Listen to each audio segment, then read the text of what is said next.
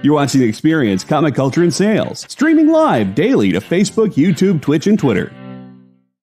What's up, the internet? It's Kyle. How's it going? So, this is in stores this week, and Jay and Dan are in the green room waiting, and I wanted to come on and talk to you guys for a minute about Dan's Shaquille O'Neal impression and how it's super awkward, and it'd actually be better if it was a Charles Barkley impression, and if you push him, maybe he will do it. But I also wanted to break everybody's brain with the fact that Can You Feel the Love Tonight from the movie The Lion King is actually the same song as Don't Stop Believing and Let It Be. So we'll be back for in-stores this week in just a second while your brains slowly explode.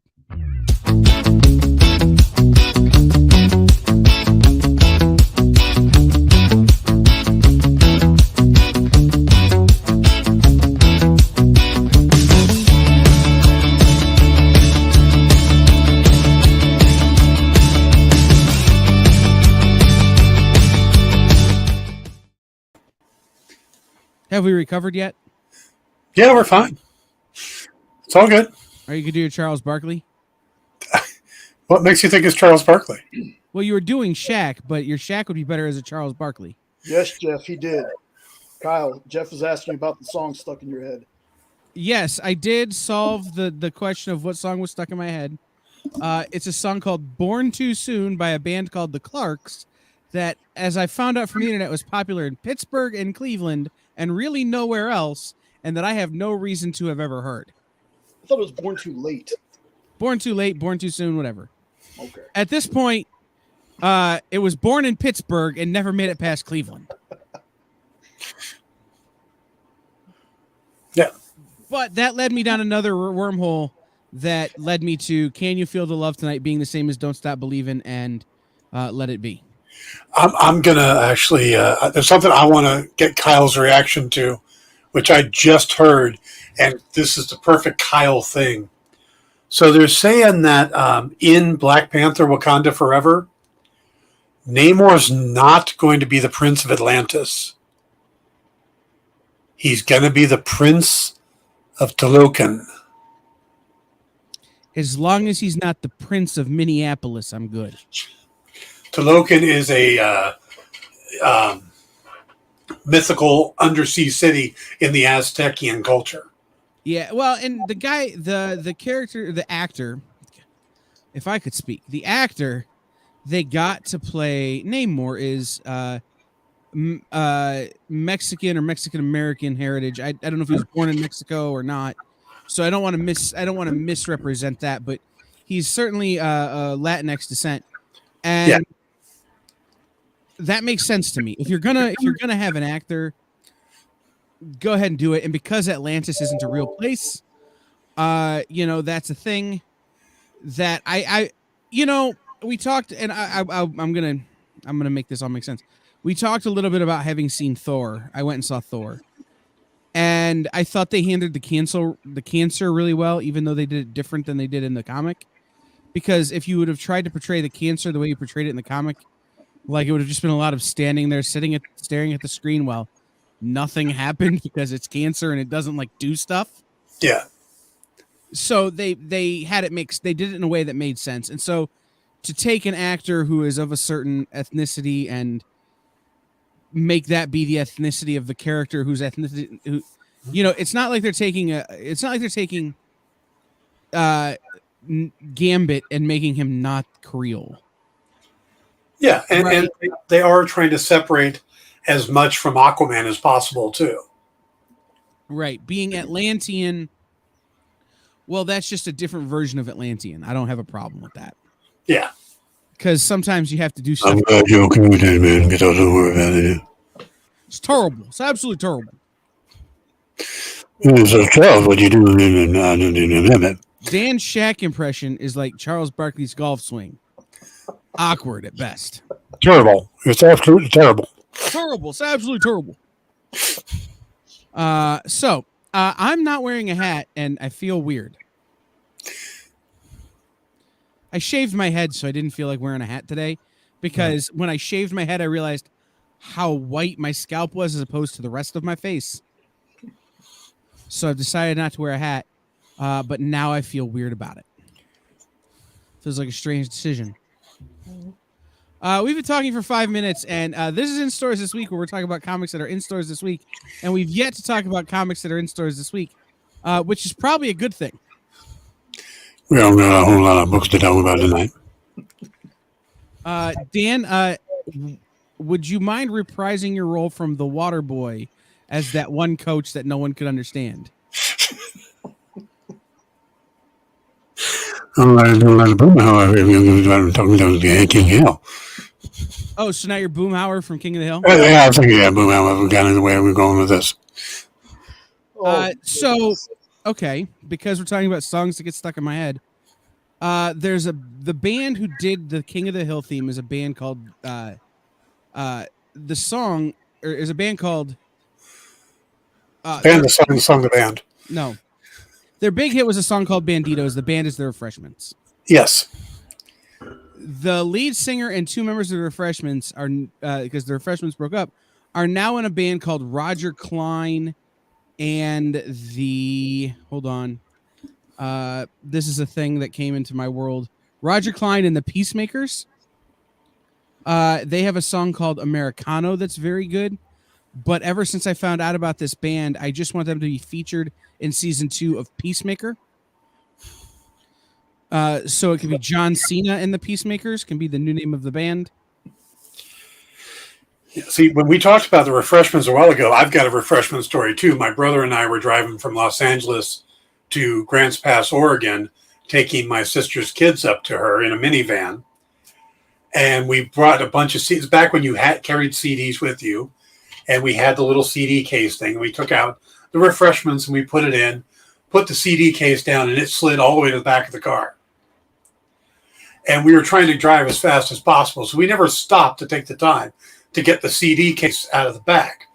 So we drove the entire trip to Grants Pass, Oregon, all 11 hours or 10 and a half hours, listening to the one CD over and over and over.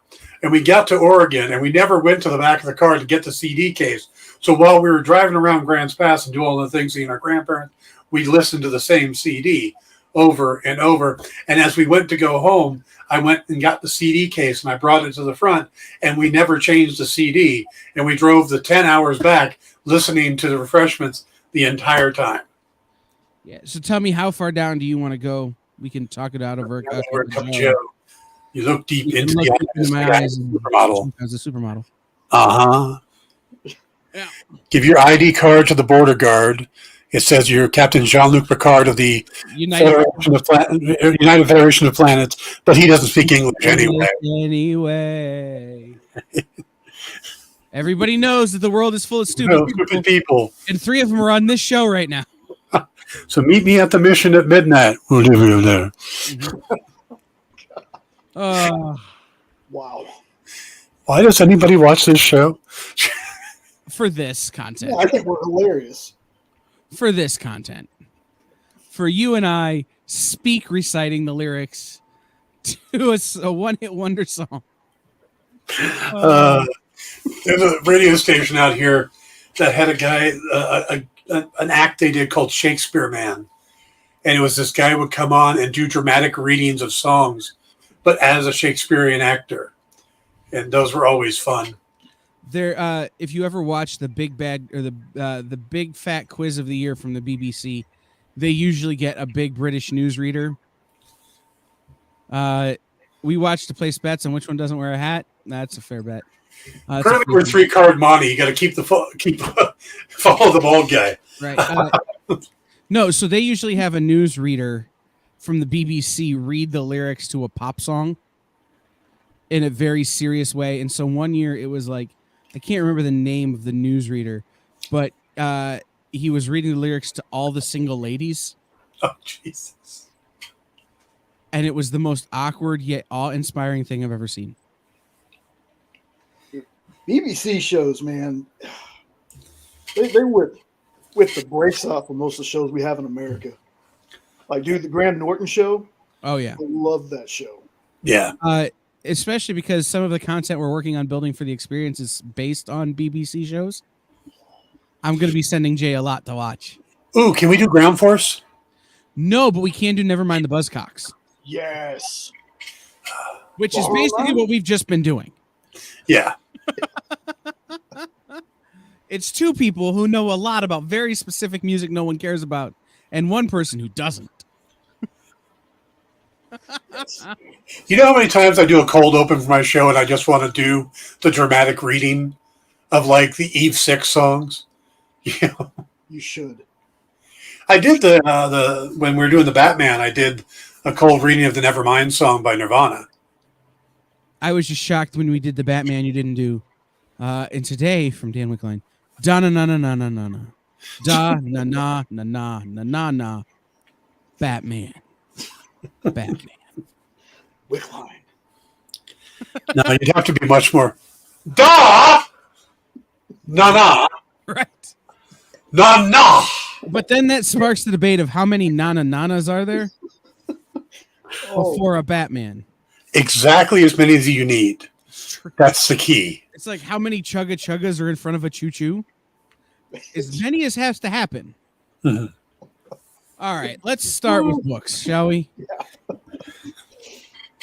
And we're gonna work our way down in terms of we're gonna start with a thing, and we're gonna work our way towards our better books of the night. So we're starting here. This is The Wrong Earth: Meat. Yeah. I guess I will start in that if Ahoy would like me to like these books, they need to send me drugs. Lots and lots and lots of drugs.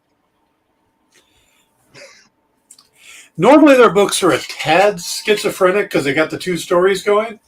But this, normally I can find some cohesion between the two stories. Yeah, I got nothing on this one. I'm gonna be okay. I'm gonna be the odd man out on this one. If you've ever wanted to read a Batman 66 book and Flashpoint Batman, just in the same book, this would be the comic for you. The way it bounces back from you have a super double concussion, so take this this anti-super double concussion spray I just made, to, hey, I think he's dead. I don't know, and I don't care to go look either. Like, just the way it bounces back. For some reason, it works for me. Usually, the two stories going on at the same time, concurrently like that, I get lost. This one actually worked for me, and I think it's because I enjoy the fact that one of these stories has a person called Dr. Meat who makes meat puns.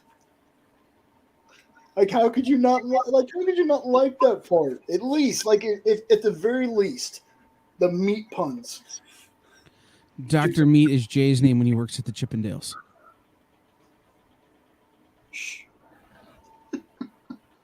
I enjoy this character. I enjoy both sides of him. Like, I just want to know, because we read a lot of books from Ahoy that have this particular character. Do they have just a straight through trade of this person, or is every single book they put with him a one shot? Don't know. I've never Don't know much about this seen a character. trade of particular character. What is he? Dragonfly Man. I've never seen a trade of Dragonfly Man. That doesn't mean there isn't one, but yeah. The thing about Ahoy books for me, and this is, I was kind of making jokes earlier about drugs.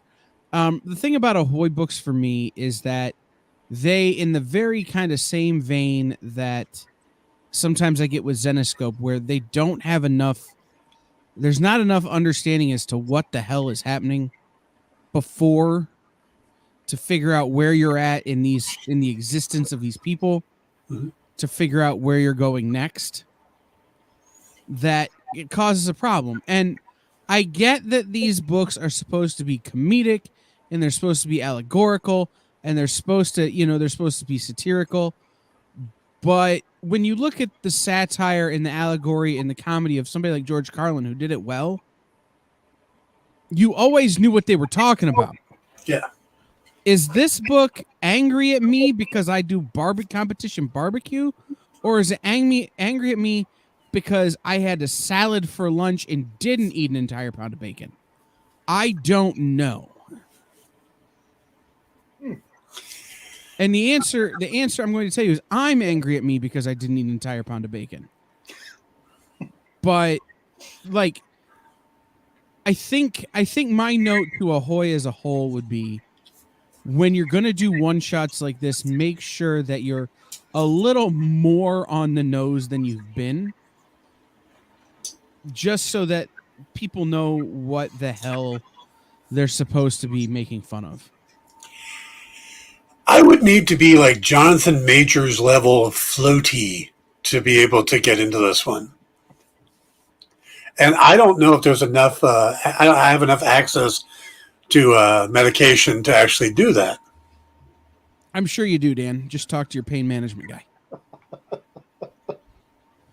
I don't have one of those. I got one of those. No pain management. The good stuff is legal out there. Just saying. Okay, well, with all that being said, would I go out and put this on my pull list? Probably not. But as somebody who gets to read just a digital copy of it, I didn't spend any money on it. Wasn't that bad? I might have been more mad had I had spent money on it. Maybe that's well, that's fair. A free comic is always better than a not free comic when you don't like it. So you're saying it's terrible if it was I had to pay for it. It's terrible. It's absolutely terrible. Terrible. Absolutely terrible. Terrible. Speaking of terrible, absolutely terrible. No, I'm kidding. I was gonna make a John Carter movie reference, but even that joke was so bad I couldn't do it. Oh.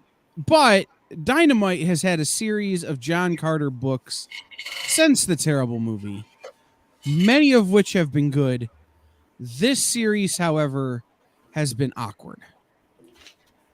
Oh, but before anybody gets into it, I want to say that the reason I picked this cover in particular is because this better portrays to me the art that's actually in the book.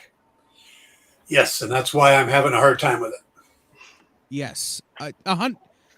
I think we may be on the same page on this one, maybe across the board. I want John Carter of Mars to look like I want my Red Sonja. I want to be drawn by Barry Windsor Smith. And while I recognize that that's not a thing that's possible anymore, that's the style I want to see. And when I get into the book and it looks like this, where it's all of this weird sort of digital, feels like it's a cartoon show kind of art, it's like it doesn't mesh with the story they're telling. Yeah. I want John Carter, not Cowboy Bebop. Yeah. And, you know, there was a thing, and Jen and I kind of talked about it last night on Nerd News Now, that Brian Haberlin demoed at San Diego, where you can plug in terms into an AI and it creates art. And that's what this feels like. Like they went in and Chuck Brown, who wrote it, just put in a bunch of terms and the AI spit out the art, and it doesn't have any reference to the history of this character. So once you get past that, it's a decent story, but like it feels like it's mismatched. There's a thing. Friends is a great example where everybody's face matches their emotions at all times. This is the opposite of that. The art doesn't match the writing ever. No. Like, and same thing you just said. It's the story is okay, but nothing about this story so far has been like, wow, that's awesome. You know, it kind of, there's the last two issues has felt like live, die, repeat. Like you don't know if this character's really dead. Did they really kill this character off? Oh, he's back. oh wait, did they kill him again, or is he going to be back in the next issue? Like, the thing that makes me want to keep reading this now is just we've already read 4 of them.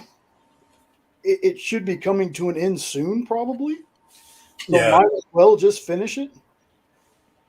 Right. The solicitation is for 5. Yeah.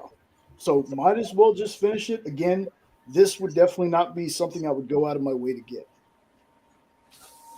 It seems that a lot of what this does is it takes away what's special about John Carter. Deja Thoris?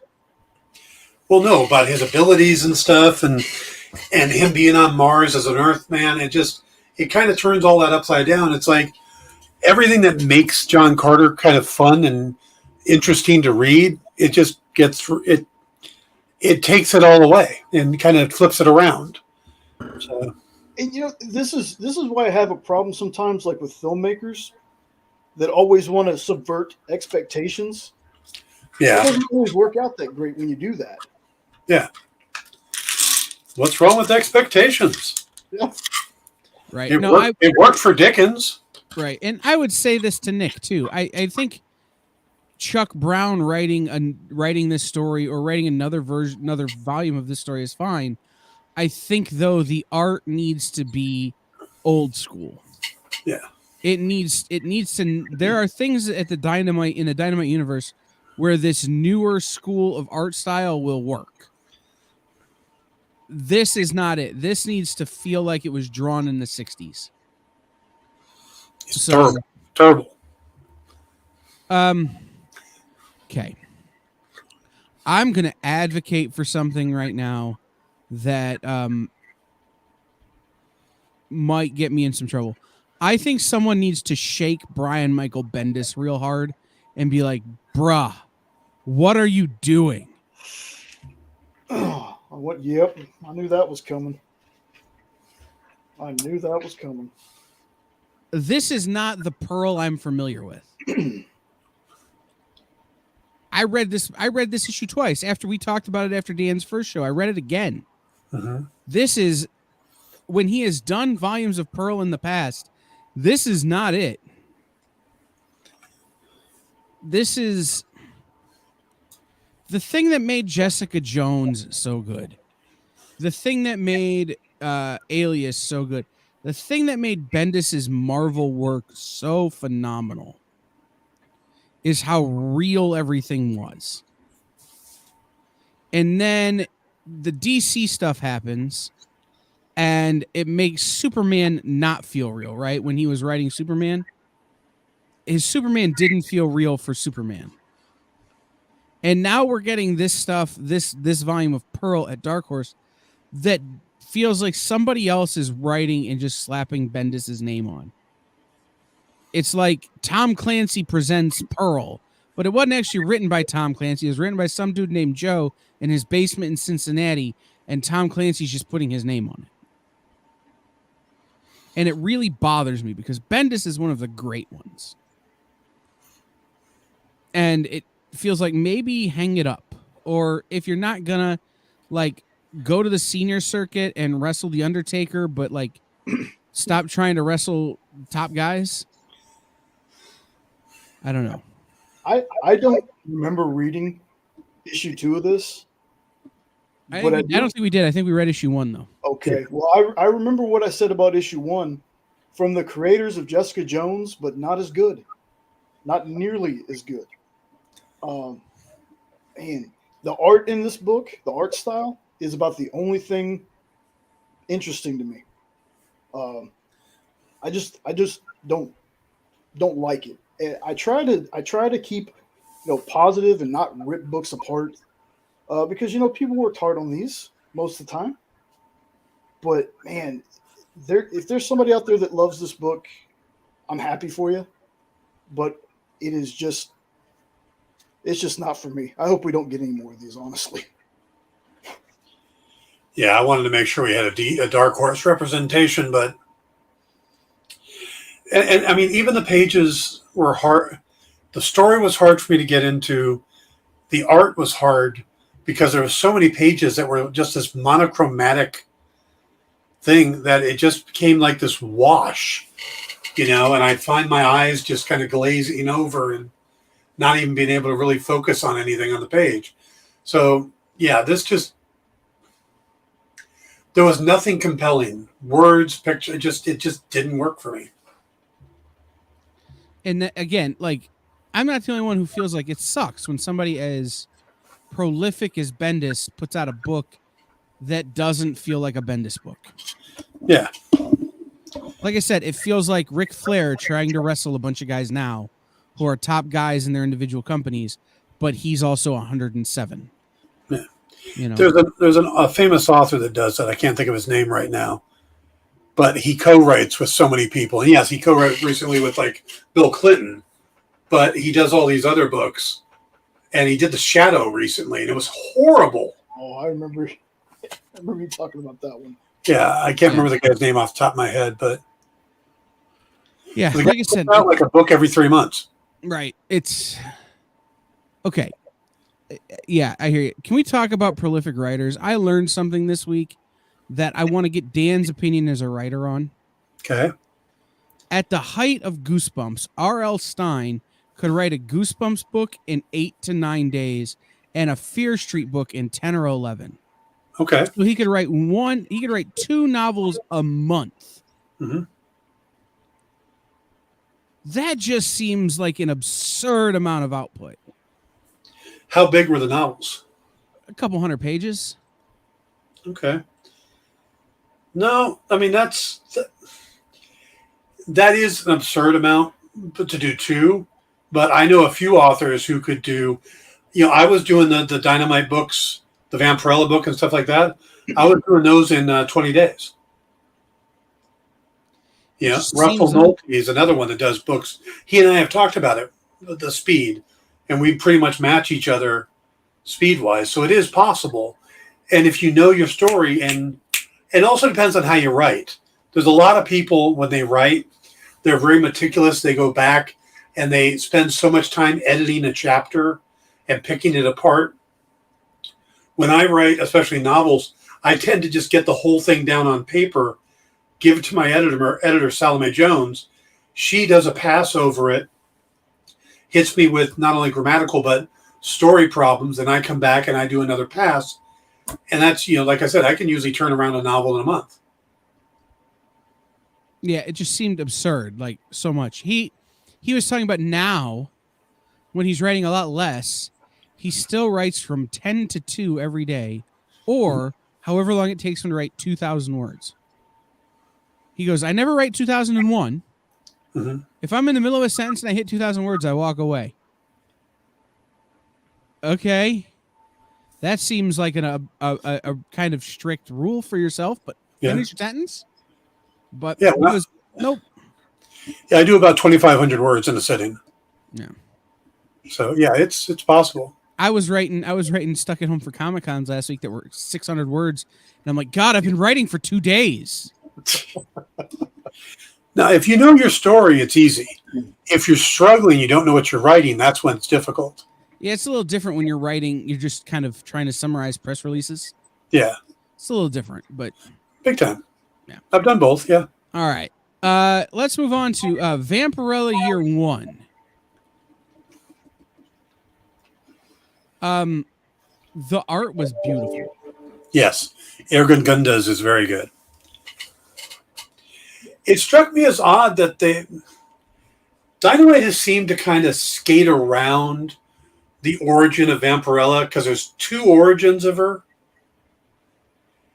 And they seem to finally let Priest come up with a definitive origin, which is actually making her the daughter of Lilith, which is one of the more recent things. And they've combined that with her being on Draculon. So they've kind of combined the 2 different origins she's had into one. But there was a lot about this book that felt, I don't know, a little inappropriate to me. It just felt kind of weird. And, I trust Priest, and I'm curious to see where this is going. But it just, there were moments in it that I'm like, just seemed off to me, I had 2 moments like that. I think I had 2 like that. One was the bath scene. Was kind of weird, and the other one was the show me yours, I'll show you mine, but you don't know what they're talking about at first. Yeah. I didn't have a whole lot to say about this one. I didn't think it was bad. It kind of gave me a little Game of Thronesy kind of feel.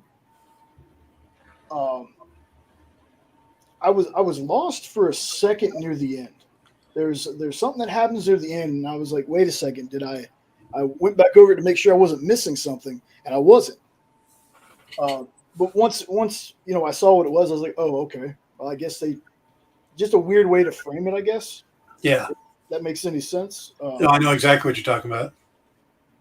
I do wish, like, I like this one. I do kind of wish they would have stuck with that, the vamp. Was that the one that we read where she was kind of like Carmen Sandiego? Yes. Yeah, the vamp. This one's not bad though. It's not bad. It shouldn't feel weird parts. And I like Christopher Priest. Right. I really do like him. His Black Panther run was one of my favorite runs. And Priest's Vampirella has been phenomenal. Yeah.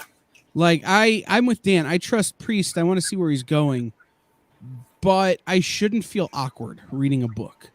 Yeah.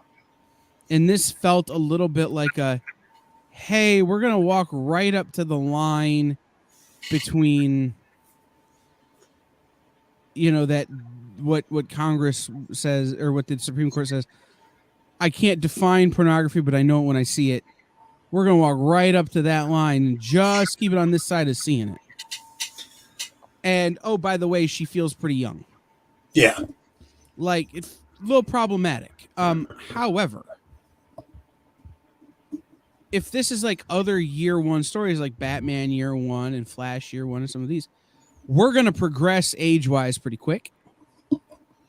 So I get that if you want to have that moment in issue 1 to kind of set up the type of person Vampirella is in issues 2 through whatever, I get why you do it, and I can understand it. But it made reading this book feel weird. It made me feel weird about the book.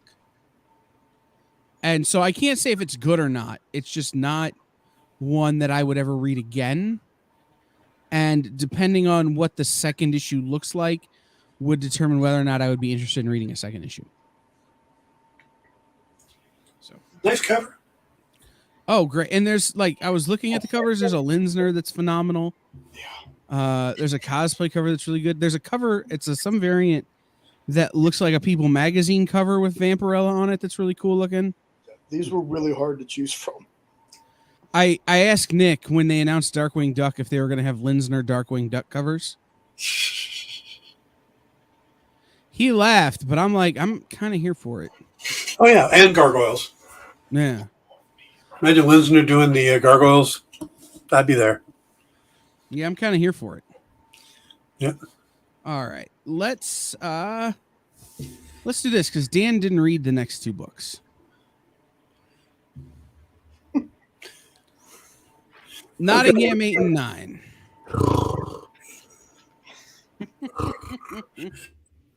Terrible. I'm gonna mute Dan if we need to. Or that'd be terrible if you mute me. Terrible. So for those of you who don't remember Nottingham, right, Jeff? I'm telling you, like Linsner Darkwing Duck. Anyway. So for those of you who don't remember Nottingham, this is the story of the Sheriff of Nottingham, not so much Robin Hood. And when we left in issue 7, the Sheriff of Nottingham, along with a group, were trying to save Richard the Lionheart from somebody. The French, the Romans, there were a lot of people who were trying to take Richard the Lionheart out. And so this book picks up from there. Now, I know, Jay, you said you just kind of skimmed it because you're waiting for issue 10 so you can read everything. Yes. And Dan has not read the first 7, so he wasn't jumping in. So do you have a thought from your skim? There were parts of it I was like, I can't wait to read this. This book for me, and I might be in the minority here with this. This is my favorite Mad Cave book. I've been reading it since issue 1. I did, like you said, I skimmed it only because I want to sit down. I want to have me a soundtrack to listen to. Like, I've messaged Mad Cave before, and I was like, hey, the next time, y'all go for volume 2, you think about releasing a soundtrack just to immerse myself in this, because this is one of those books I can get lost in. I know it's super inaccurate. I know there are people who are like, well, this person isn't supposed to be like this. I thought Dan said something about it before, but I can't remember. But I personally love this story. And, if you want a twisted Robin Hood story, because it is the sheriff's story, but Robin Hood is a big part of it still. But if you want that kind of twisted story and it not be a Zenescope book, give this a try. Yeah. So issue 8, which actually came out a few weeks ago, is kind of the travel log part of the story. End of 7 is, hey, the king has been kidnapped. We need to go get him. Issue 8 is them going to get him, and they have this Saracen who's on the cover, who they've taken into custody, who is helping them, kind of, sort of. Not helping them a ton, but helping them just enough to stay alive. And then you come into issue 9, and it all kind of comes together. Issue 9 is like the plateau, right? You're starting to kind of get to that peak that you expect in a story, where there's a big action sequence. There's some stuff starts to be revealed. Some stories start to be told that hadn't been mentioned before. And there is a turn towards the historical that will make some folks uncomfortable. The story does take a little bit of an anti-Semitic tone. Not because, not because anybody who's writing it is that way or any of that, but because at the time in England, that was a trend. That was a feeling that was historically accurate for this time. And so just be aware there might be some triggering things for people, but it leaves it at a really interesting place. There's a big kind of cliffhanger at the end of this issue that sets you up to come running down the hill in issue 10. So I really enjoyed it. All right. Now that Dan is back with us in the terms of having read the things, I will shift him back out and cover myself back up with Canto Tales of the Unnamed World number 2.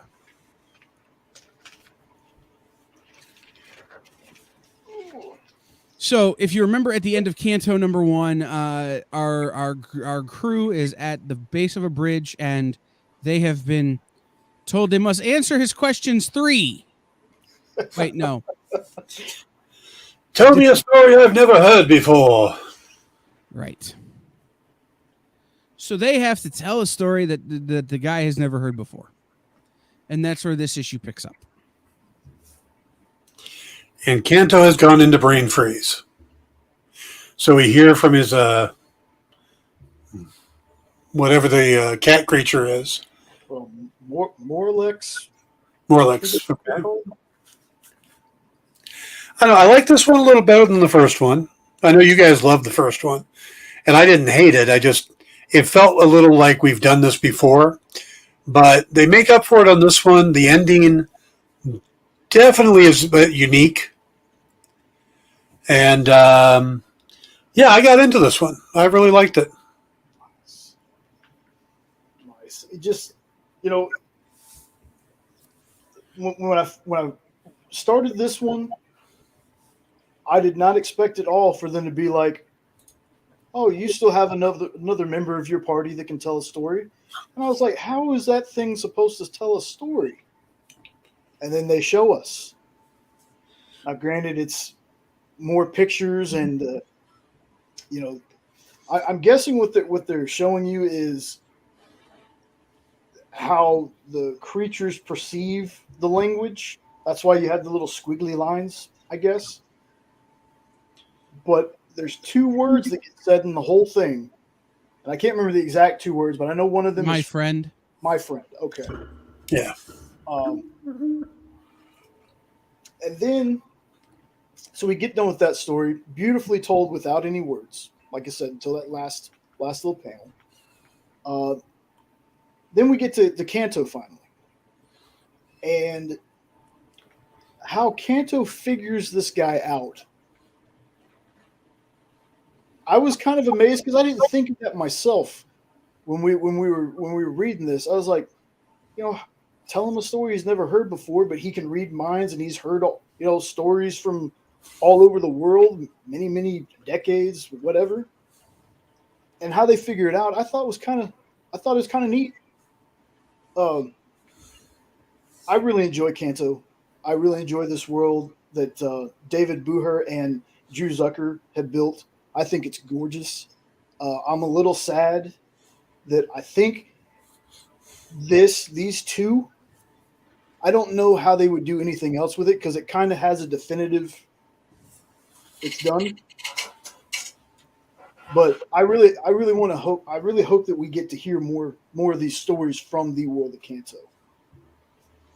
I don't think the series is ending. I think this mini series is ending. Mm-hmm. And as David Booher and Drew Zucker are getting more and more work, I think it's probably harder and harder for them to work on Kanto. David Booher has books at IDW. He has books at Boom.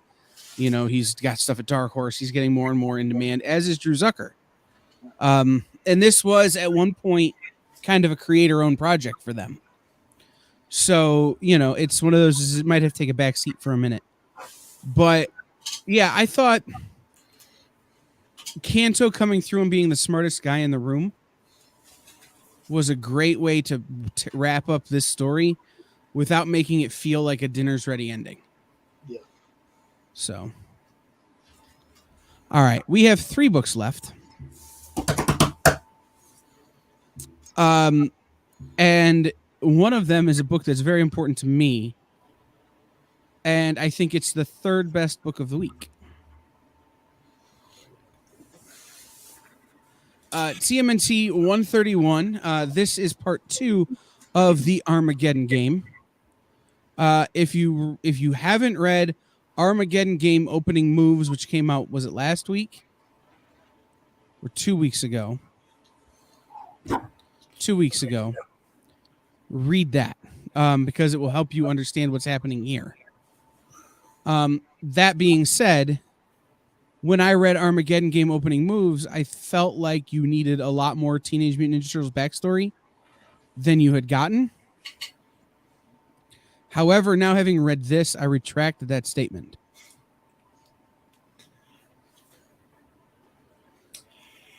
Yeah, I've been kind of placating Kyle, throwing turtle books in just to keep him happy. And they were just a mess to me. They really were.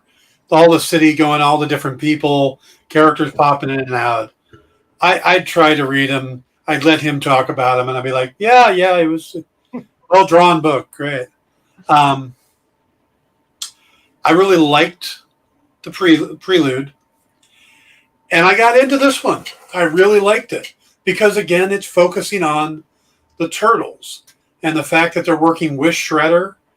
It's like, okay, I'm getting this. I'm seeing things differently, but, and there's too many turtles right now. I'm still having a hard time with the fact there's more than 4, but all right. But I'm in. I'm with it. I'm getting into this storyline. I know the bad guy's going to be the Rat King. Yeah, I'm along for the journey on this one. I like it. Well, Dan, I for one am glad you decided to placate Kyle, because the more of these turtle books I read, the more I'm like, I have no idea why these are the first times I'm really reading these books. I really enjoyed the Armageddon game pre I can't remember what it's called. The pre one. Opening moves. There you go. Opening moves. I really enjoyed that one. I never thought that I would see the day when the turtles would be mentored by Shredder. Never thought. I think it's a really good story so far, and this is even with me missing 100 some odd issues to explain some of these other folks that are in here. This felt like an okay point to jump in on. This Armageddon game feels like it's a good jumping on point. Now, granted, seeing some of the nightmares that were going on, I was kind of lost on, because I was like, okay, well, who's that? I don't ever remember. Of course, my knowledge is based off more of the cartoons. So if there's a character that showed up in the cartoons, I knew who that person was. But overall, I really liked it, and I can't wait to continue this.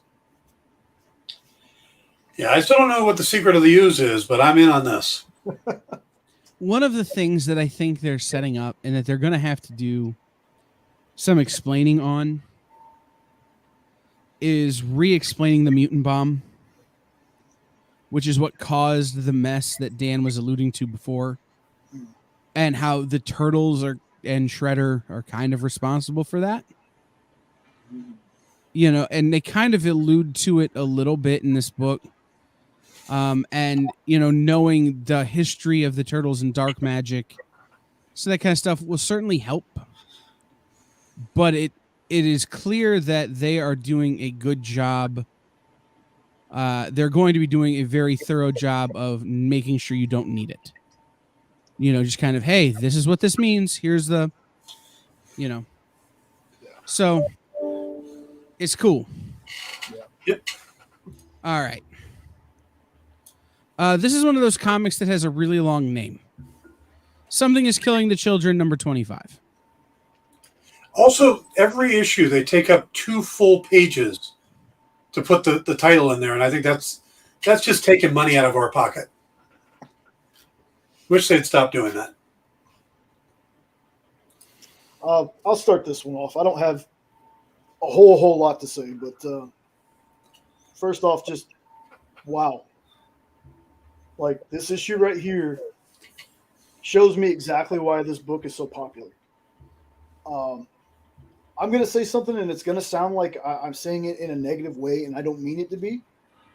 But this read like a great episode of a Netflix show. This had, you know, I don't remember who's making it, because I know this has been optioned for something. But I hope that this issue is the finale of season 2 or something. From the start of it, I was like, okay, we're just going to do more talking again, because, you know, it took us a while before we actually got to the monster. Yeah.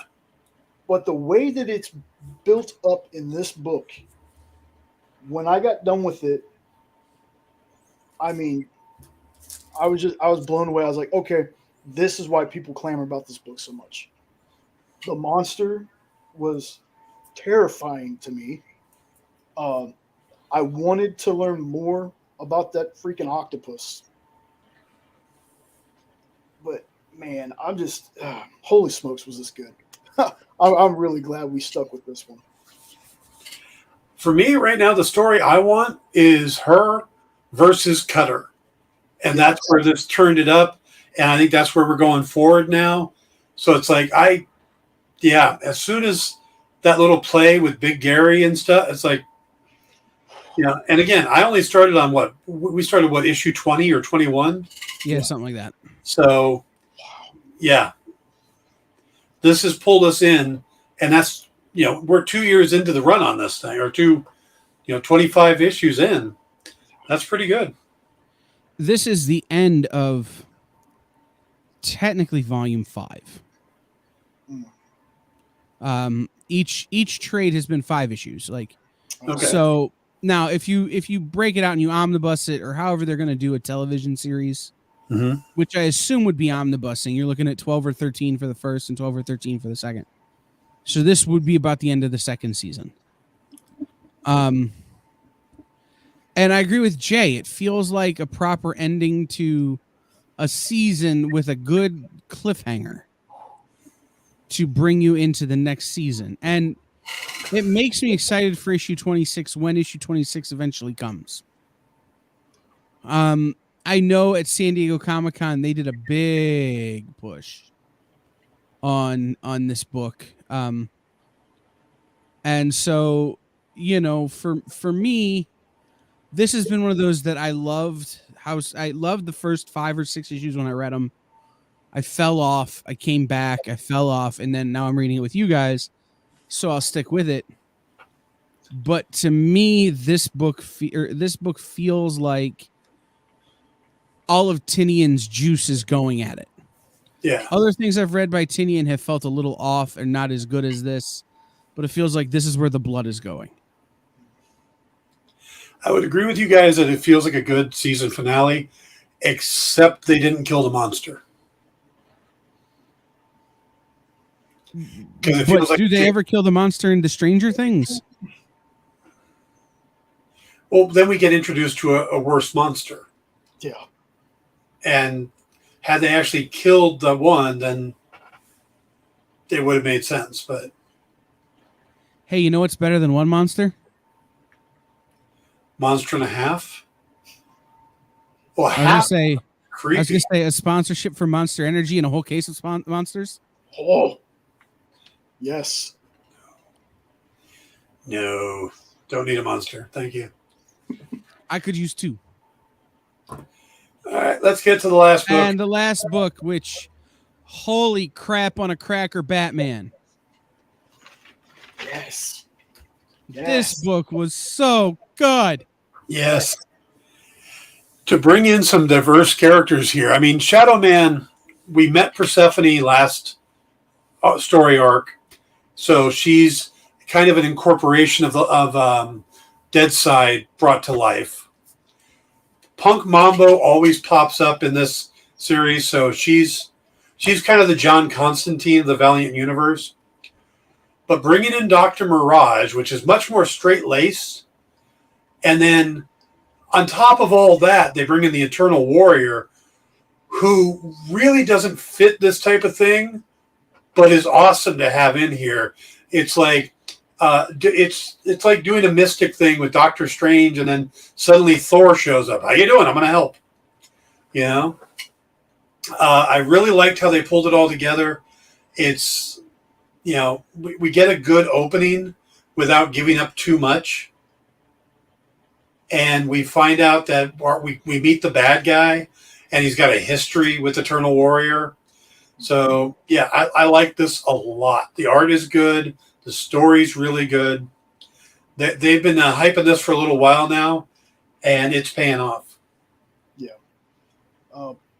I was super excited for this one, and it didn't disappoint me. Like, it's a first issue, so naturally there's going to be some setup. The Doomsday Wolves at the beginning, I thought those were awesome. Mm-hmm. The team they have in this is great. And I've always told people, if there's one thing that Valiant knows how to do, it's putting the. I feel they put the correct characters in this. They do their team ups to where it feels very organic. Like, they're not just throwing people at the wall or throwing things at the wall to see what sticks. There's a reason that they have certain characters in their team ups.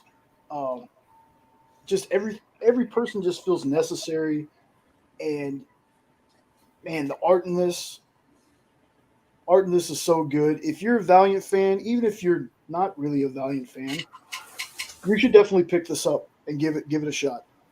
I loved it. This was my favorite book this week. I think all of us think this was the best book of the week. Yeah, the only thing for me is that I don't have a ton of backstory on the girl with the mohawk, Punk Mambo. Punk Mambo, and the one that was with her. Dr. Mirage. Yes. Just because those are just some blank spots in my Valiant readership.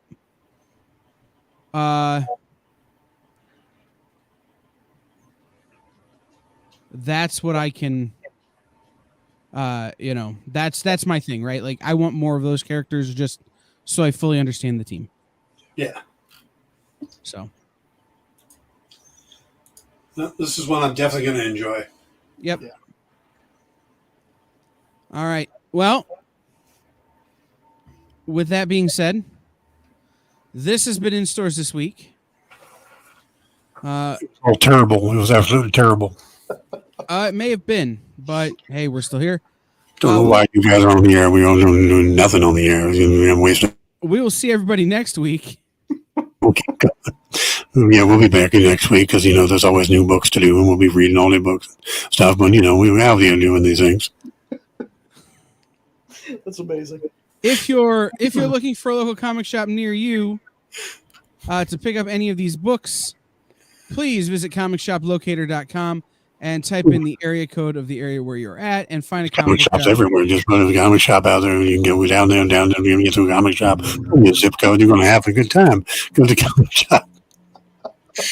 We'll be back next week and come back tomorrow, Dan Wickline show, and we'll be talking about Only Murders in the Building, and Kyle will be back here tomorrow too doing something, and we got a whole lineup tomorrow too, including Awesome Warriors or whatever it is. But we'll be doing lots of shows tomorrow, so come on back, and we'll be having a good time here. And go to your local comic shops and pick up some books and invest some money. Go to comicshoplocator.com, and we'll see you all tomorrow night. You have a good time, everybody. Peace out, terrible.